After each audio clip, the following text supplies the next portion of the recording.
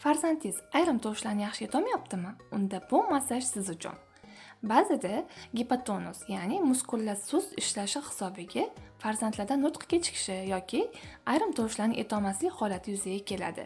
Shunda korreksiya massajlarimiz yordamchi vosita hisoblanadi.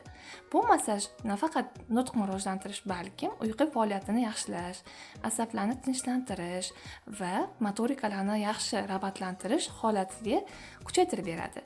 Eslatib o'tamiz, ba'zi hollarda bu gipotonus hisobiga emas, balki boshqa sabablar ham bo'lishligi mumkin.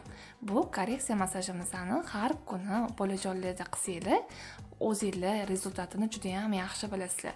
Bu videoni farzandini nutqidan tashlanayotgan ota-onalarga yuborib qo'ying va bizning sahifaga obuna bo'lmagan bo'lsangiz, hoziroq obuna bo'ling. Inshaalloh keyingi videolarimiz sizlar uchun manfaatli bo'ladi.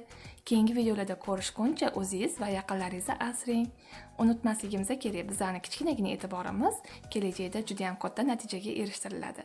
Hammanglar sog' va salomat bo'linglar.